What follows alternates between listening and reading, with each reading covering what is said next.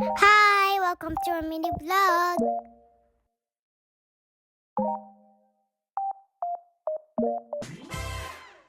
Hello mga Mars! Samahan nyo kami ngayong araw na to dahil pupunta tayo dun sa pinaschedule ko na pictorial ng dalawa dahil bukas ang special day ng aking mga bulinggi. Yes, tama po kayo ng dinig mga Marcy. Sabay na sabay po ang birthday ng aking dalawang bulinggi. So ayan na nga mga Marcy, paakit na kami ni Ate Arya. Kami muna yung nauna, then sila daddy naghintay muna sa kotse. Dinala ko na yung dalawang cake, pinahawak ko na kay Ate Arya yung isang cake. Nako kasi kapag hindi ko pa dinala yung mga cake, tapos kasama ko yung isang maliit, sobrang hirap. Third floor pa sila mga Marcy and hagdanan lang ang meron sila. So ayun na nga mga Marcy, mabalik tayo dito. Dito kami sa may History Studio, sa may Nova branch nila mga Marcy. Ganda yung studio nila and marami na rin silang gown na pwede mapagpilian if ever na mag-rent kayo sa kanila at wala kayong dala. And hindi lang pala gowns yung in-offer nila, meron din sila mga teams if ever na gusto nyo, characters or yung mga boho style, yung mga ganon mga Marcy. So ito na nga yung napili kong gown para sa aking bunso mga Marcy, and then si ate naman, siya yung namili ng gusto niya na kuromi mga Marcy. So ayun mga Marcy, story time muna tayo. Alam niyo naman si Mami M nyo, basta tayo is nag-review. Honest lang po tayo mga Marcy. Para if ever po na magpapabook kayo sa kanila, hindi po kayo matulad sa amin. So ang binook nga po namin yung 2 kids in 1 package. Plus nag-add on ako ng cake smash na 699. Then upon arriving, ang bungad kaagad sa akin, ito ba yung premium package na 2 kids? So ako naman, syempre dahil hindi ko naman alam talaga yung mga package nila,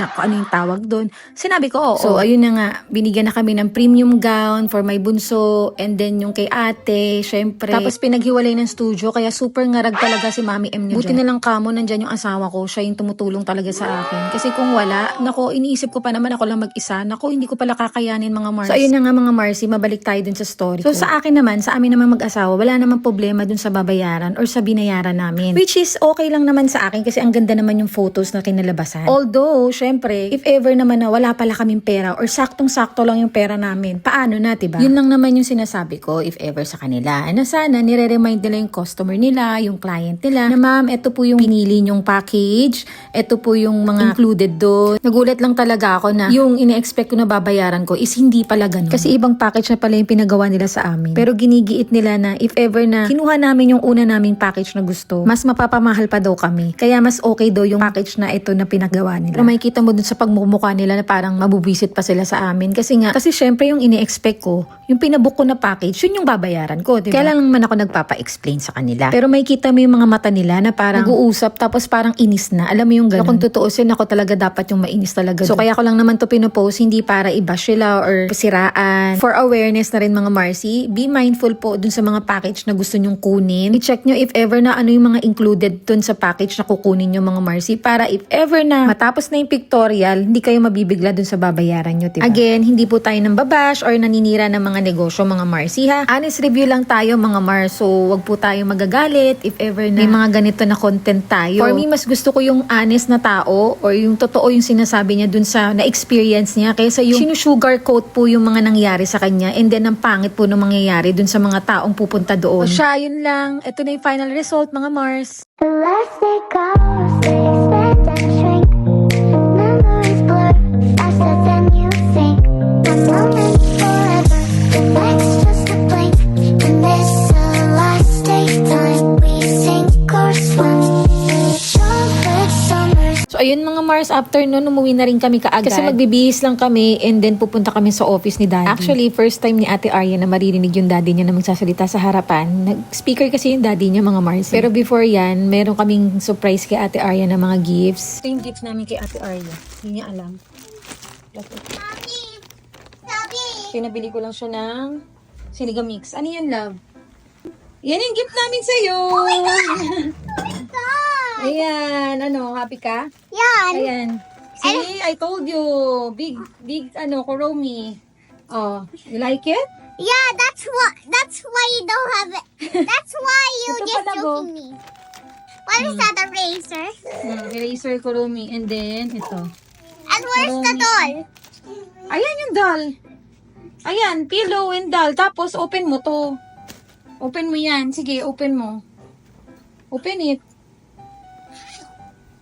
Wow, my sock blanket. Oh, get mo.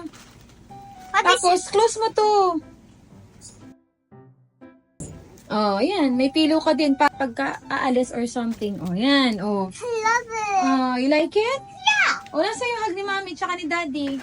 That's why I'm so angry because you already opened it and I see it. Oh, hug mo Mami and kiss. Oh, what will you say to Mami? Thank you. I Oh, love kay Daddy.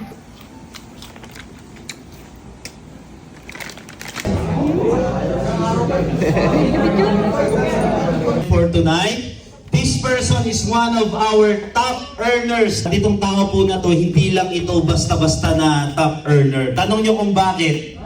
Because he is a legendary network marketer. Napalagpakan yun!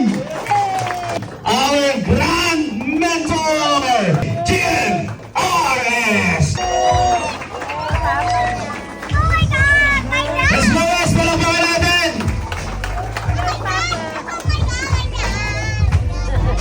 Sige raw, maupo.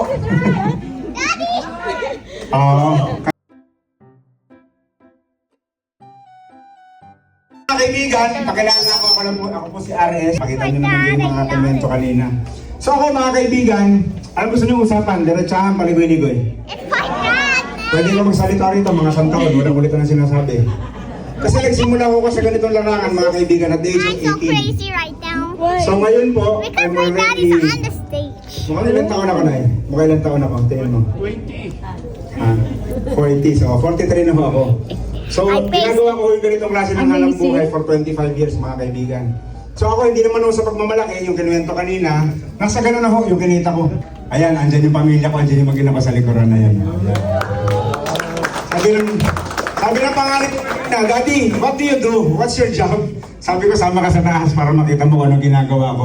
So, So yan. kung gusto mo rin ng mga ganitong mga vlog, mga Mars, See you in our next vlog. Bye!